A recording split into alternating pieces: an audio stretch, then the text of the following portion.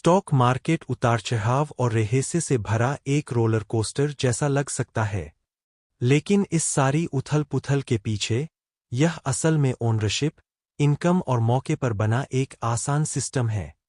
इस वीडियो में हम बताएंगे कि स्टॉक मार्केट असल में कैसे काम करता है और 3 खास कॉन्सेप्ट ETF, डिविडेंड और ऑप्शन को आसान भाषा में समझाएंगे। स्टॉक मार्केट को बिजनेस के लिए एक बड़े मार्केट प्लेस की तरह समझें। सेब या संतरे खरीदने के बजाय इन्वेस्टर किसी कंपनी में ओनरशिप के छोटे-छोटे हिस्से शेयर खरीदते हैं। जब आप एप्पल का एक शेयर खरीदते हैं, तो आप सचमुच कंपनी के एक हिस्से के मालिक बन जाते हैं। अगर एप्पल बढ़ता है और ज़्यादा कीमती हो जाता है, तो आपका हिस्सा भी बढ़ता है। और अगर एप्पल शेयर होल्डर्स को प्रॉफिट देता है, तो आपको एक छोटा सा हिस्सा मिलता है, यहीं से डिविडेंड आता है। लेकिन वहां पहुंचने से पहले आइए ETF में इन्वेस्ट करने के सबसे आसान तरीकों में से एक के बारे में बात करते हैं। एक शॉपिंग कार्ट का एनिमेशन जो कंपनियों एप्पल, गूगल, माइक्रोसॉफ्ट के लोगों से भरा हुआ है। ETF का मतलब है एक्सचेंज ट्रेडेड फंड। सोचिए कि ETF अलग-अलग कंपनियों के स्टॉक से भरी एक बास्केट है।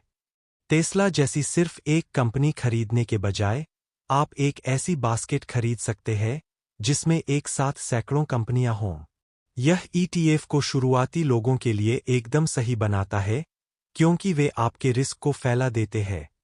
अगर एक कंपनी खराब परफॉर्म करती है, तो बास्केट में दूसरी कंपनियां उसे बैलेंस कर सकती है। पॉपुलर ETF में S&P 500 ETF शामिल है, जिसमें 500 बड़ी US कंपनियों के शेयर है। यह एक ही खरीद में पूरी US इकोनॉमी का एक हिस्सा रखने जैसा है।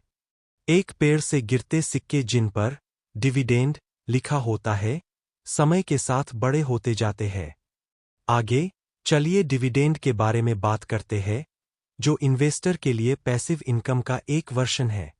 कुछ कंपनियां हर कुछ महीनों में अपने प्रॉफिट का एक हिस्सा शेयर होल्डर्स के साथ शेयर करती है।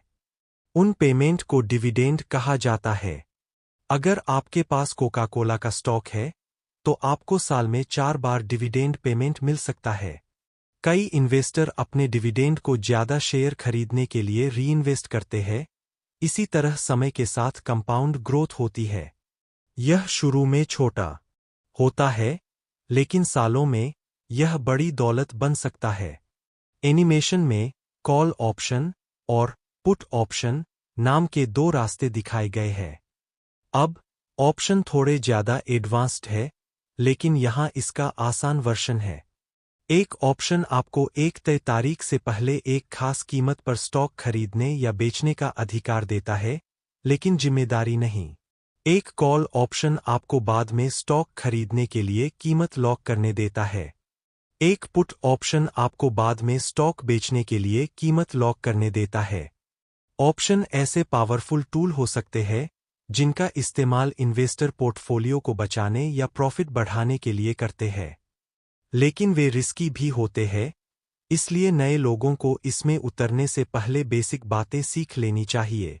ETF से एक साथ कई कंपनियों में इन्वेस्ट करना आसान हो जाता है।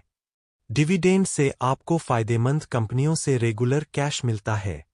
ऑप्शन आपको स्ट्रेटेजी के हिसाब से स्टॉक खरीदने या बेचने की फ्लेक्सिबिलिटी देते हैं। इन 3 कॉन्सेप्ट को समझने से स्टॉक मार्केट को डरावनी चीज से लंबे समय में पैसा बनाने का एक टूल बनाया जा सकता है।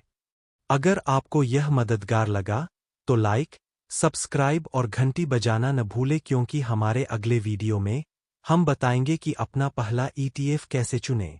शांत लोफाई या हल्का कॉर्पोरेट बैकग्राउंड। अगर यह वीडियो जानकारीपूर्ण लगी हो, इसे लाइक करें, शेयर करें और हमारे चैनल को सब्सक्राइब करना न भूलें।